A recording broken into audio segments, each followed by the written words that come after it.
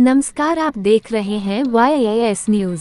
सपा नेता आजम खान को MPMLA court से बड़ी राहत, डूंगरपुर जमीन केस में किया बरी।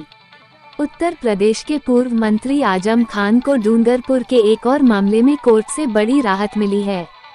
रामपुर MPMLA कोर्ट ने आजम खान को डूंगरपुर जमीन केस में बरी कर दिया है।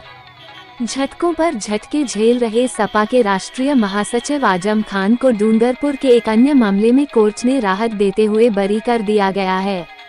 रामपुर की विशेष अदालत ने गुरुवार को एक अन्य मामले पर फैसला सुनाया। इससे पहले पिछले हफ्ते आजम खान को डूंगरपुर मामले में 7 साल की सजा सुनाई थी। रामपुर की एक अदालत ने चर्चित डूंगरपुर मामले में पूर्व कैबिनेट मंत्री आजम खान समेत तमाम 8 आरोपियों को बरी कर दिया है।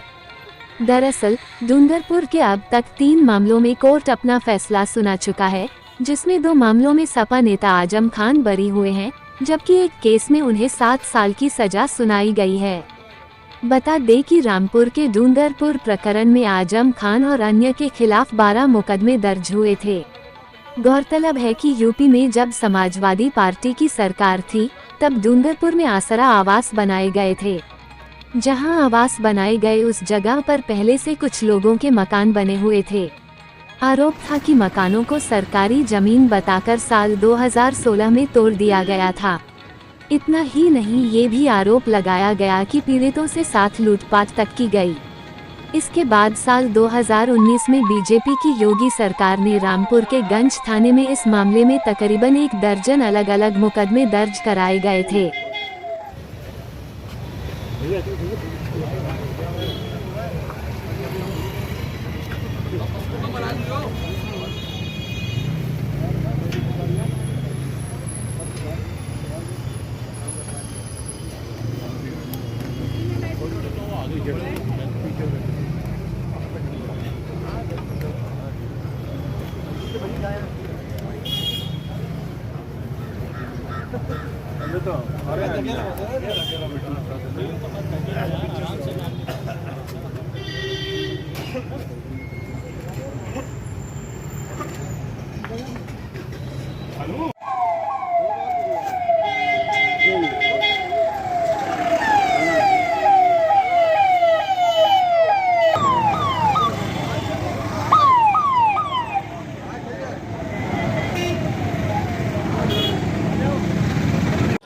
देखिए, ये फ़ैसला तो अभी जब आया है तो उस वक्त सिर्फ कोर्ट ने हमें एक्विटल होने का डिसीज़न अनाउंस किया।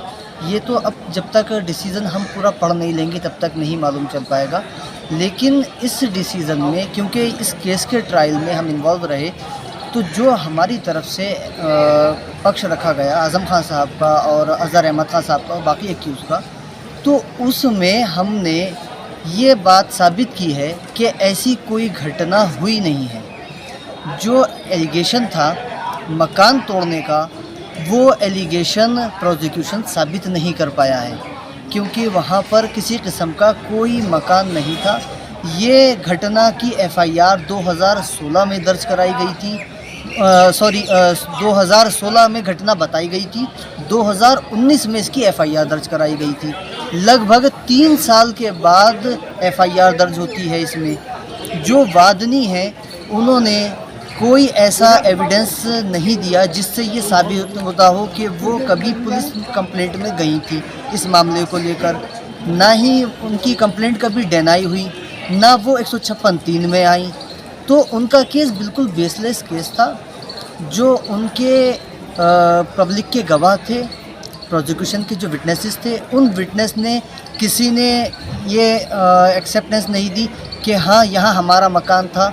सब ने अपने प्लॉट का जिक्र किया। तो जब प्लॉट का जिक्र किया तो उसमें कहीं भी डकैती नहीं बन सकती थी, उनके क्रिमिनल हाउस ट्रेसपास नहीं बन सकता था।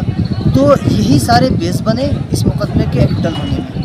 लगभग कितने लोग इसमें आरोपी? इसमें आरोपी थे अज़हर अहमद खान साहब जो पूर्व नगर पालिका अध्यक्ष थे, और आले हसन खान साहब जो पूर्व CO सिटी रामपुर रहे, और बरकत अली ठेकेदार थे, जिब्रान नसीर थे, उमेंद्र सिंह चौहान और रानू खां और फ़िरोज़ खां, और ये FIR के मुलजिम थे। और मोहम्मद आजम खान साहब 120B के मुलजिम बाद में बनाए गए थे चार्जशीट के जरिए लगभग से। कितने लोगों को बरी किया गया है इस मामले में? इसमें सभी आरोपियों को 8 को बरी कर दिया गया है। तो अब जो पिछले वाले प्रकरण में जो आजम खान को सजा हुई है इसी डूंगरपुर प्रकरण में, उसमें क्या चल रहा है? देखिए, वो मामला अभी हम अपीलेंट कोर्ट में चैलेंज करेंगे, ऑनरेबल हाई कोर्ट में।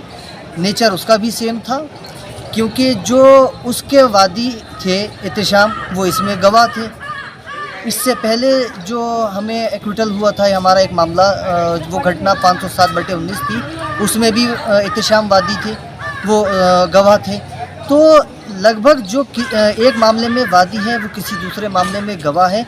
इसी सीरीज़ की तकरीबन 11 मुकदमे हैं, तो हमें उसमें 2 मुकदमों में राहत मिली है, एक में हमें कन्विक्शन हुआ है। तो उसी कन्विक्शन को जब हम चैलेंज करेंगे तो ये केस हमारा बेस बनेंगे और हमें उम्मीद है कि हमें इंशाल्लाह जस्टिस मिलेगा उसमें।